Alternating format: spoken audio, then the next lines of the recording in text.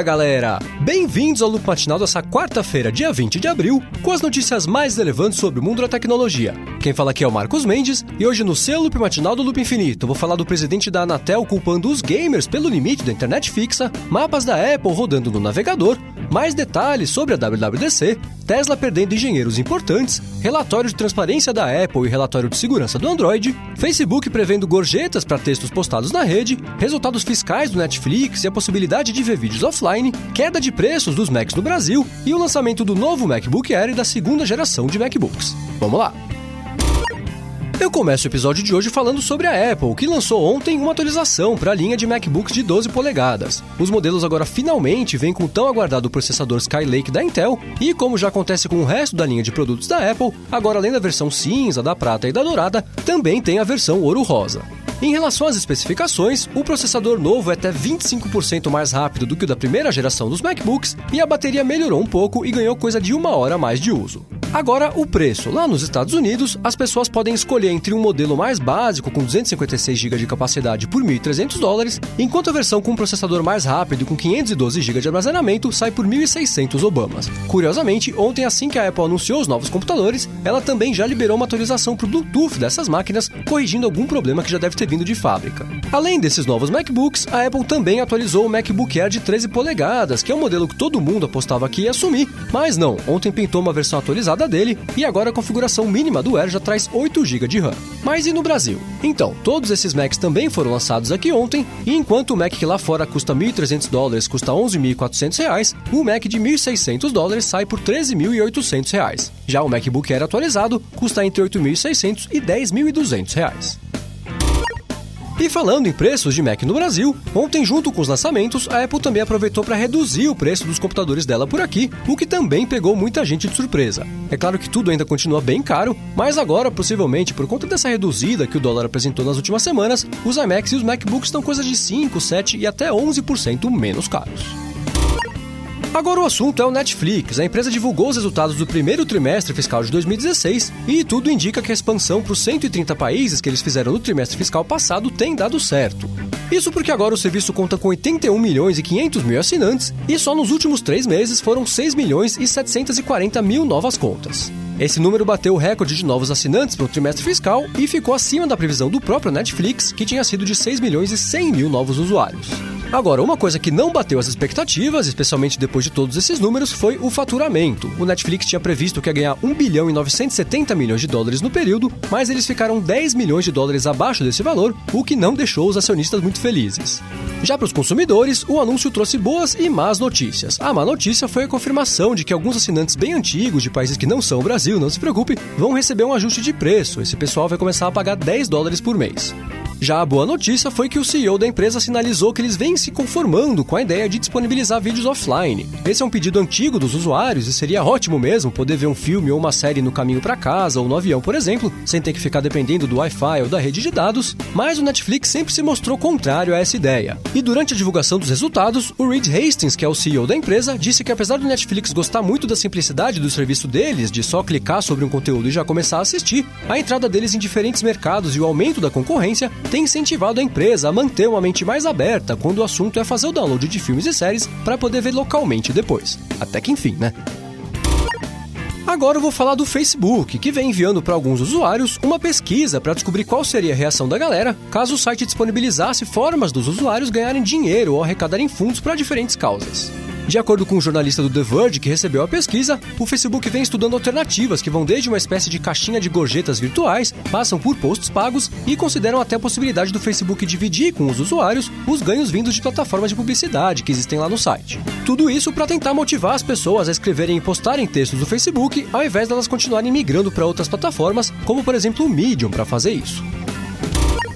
Agora o assunto é o Google, que divulgou ontem o relatório dele sobre segurança no Android abrangendo o ano de 2015. Esse relatório é bem completo, bem detalhado, tem coisa de 50 páginas e caso você queira ler, tem um link para ele aqui na descrição do episódio. E essencialmente o que o Google disse é que no último ano eles conseguiram evoluir bastante a tecnologia que é responsável pela manutenção da segurança no Android e por isso eles conseguem analisar 6 bilhões de apps instalados todos os dias, conseguem escanear 400 milhões de dispositivos diariamente para proteger contra ataques locais e ataques originados em redes, e isso tudo faz com que seja 40% mais difícil um usuário instalar alguma coisa perigosa no aparelho dele em comparação com o ano anterior. Ainda de acordo com eles, ataques relacionados à coleta de dados caíram 40% no último ano, atingindo só 0,08% das instalações, e o número de spywares caiu 60%, chegando na casa dos 0,02% de instalações. Por conta disso, no geral, o número de aparelhos que só baixam coisas da Play Store e que foram expostos a aplicativos potencialmente hostis ficou na casa dos 0,15%, o que é uma ótima notícia para os usuários do robozinho verde.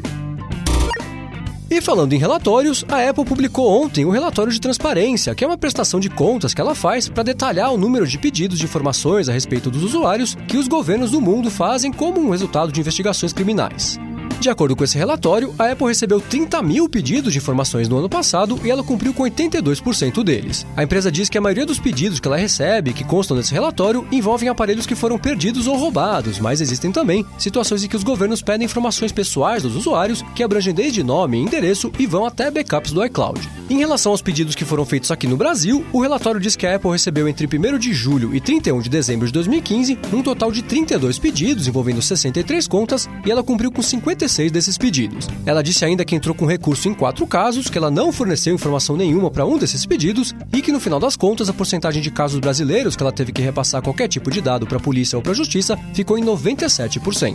Se você quiser ler o relatório completo que desmembra todas essas informações para todos os países onde a Apple atua, tem um link para ele aqui na descrição do episódio. Agora eu vou dar 2 notícias sobre o mercado de carros inteligentes, e as 2 não devem ter deixado o pessoal da Tesla nem um pouco feliz. Primeiro, eu vou falar do George Hotz, também conhecido como GeoHot, que é um programador bem acima da média. Eu já falei sobre ele aqui, ele foi o primeiro a desenvolver o jailbreak para iPhone quando ele tinha tipo 20 anos de idade, ele foi o primeiro também a desbloquear o PlayStation 3, e não faz muito tempo, ele revelou que vinha trabalhando sozinho num sistema caseiro de carro autoguiado, que roda com a ajuda de algumas câmeras dessas que a gente compra em qualquer loja, e se baseia num programa que ele criou e que reconhece as faixas da rua, reconhece os carros, obstáculos, pessoas e por aí vai.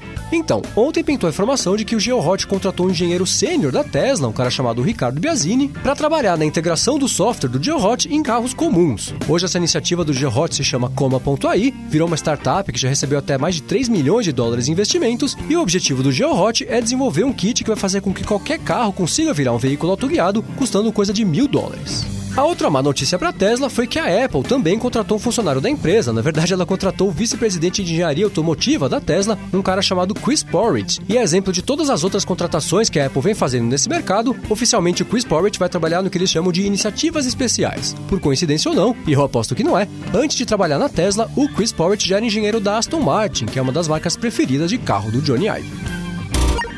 Agora eu vou falar sobre a WWDC. Ontem eu comentei aqui que a Siri tinha revelado para o mundo as datas da conferência, vai acontecer entre os dias 13 e 17 de junho, e agora já existem mais detalhes a respeito do evento.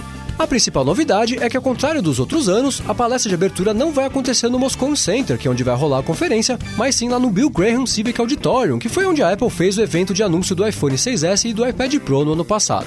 A justificativa da Apple é que lá nesse auditório cabem 1.000 pessoas a mais do que no Moscone Center, e aí dá para mais gente conseguir ver a palestra dela ao vivo. Para os programadores que acompanham o Loop Matinal e têm interesse em participar da WWDC, a Apple vai repetir a estratégia que ela adotou há alguns anos e vai fazer uma espécie de loteria para vender os ingressos para os interessados. Como sempre tem muito mais gente interessada do que existem lugares disponíveis para a conferência, todo mundo tem até o dia 22 de abril para se cadastrar lá no site, que por sinal ficou legal demais e vale dar uma espiada, e aí no dia 25 a Apple vai sortear os nomes das pessoas que vão poder comprar o ingresso pro evento, que custa $1.600. Pro resto de nós mortais, a Apple vai transmitir o keynote de abertura ao vivo lá no site dela e também na Apple TV, e é claro que vai ter live do Loop Infinito cobrindo tudo que for anunciado por lá. Aliás, o link para a live já está pronto, acesse aqui o link na descrição do episódio que já tem o contador rodando por lá. Ainda sobre a WWDC, a Apple implementou lá no site do evento o mapa nativo dela, que tem no iOS e no macOS, e ele funciona legal, é interativo, traça rotas e tudo mais, igualzinho ao Google Maps. Isso já foi o suficiente para reacender aquele rumor de que a Apple está prestes a lançar o Apple Maps como uma ferramenta online independente e que os desenvolvedores vão poder adotar na web, e um desenvolvedor chamado Tim Brodin foi bem rápido e já montou um site que ele chamou de Fruity Maps, que já abre o mapa da Apple no navegador e inclusive aceita navegação e interação.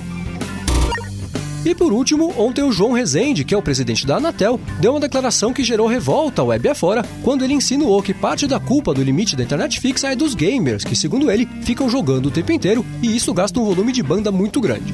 Essa declaração foi feita durante uma coletiva de imprensa da Anatel e ele disse que na verdade é o usuário que ficou mal acostumado com a propaganda da internet ilimitada e que esse limite de dados vai forçar um equilíbrio maior entre os diferentes perfis de usuários, já que só assim o pessoal que consome menos dados vai parar de pagar pelo consumo de dados de quem usa mais a internet. É isso aí, galera. O Loop Matinal do Loop Infinito vai ficando por aqui. Os links das notícias de hoje vocês encontram aqui na descrição do episódio e também lá no youtube.com/loopmatinal e no soundcloud.com/loopmatinal. Se você quiser falar comigo no Twitter, procura por MVC Mendes que eu tô sempre por lá. Obrigado a todos pela audiência, não deixe de se inscrever lá no canal do Loop Infinito no YouTube e eu volto amanhã de manhã. Falou!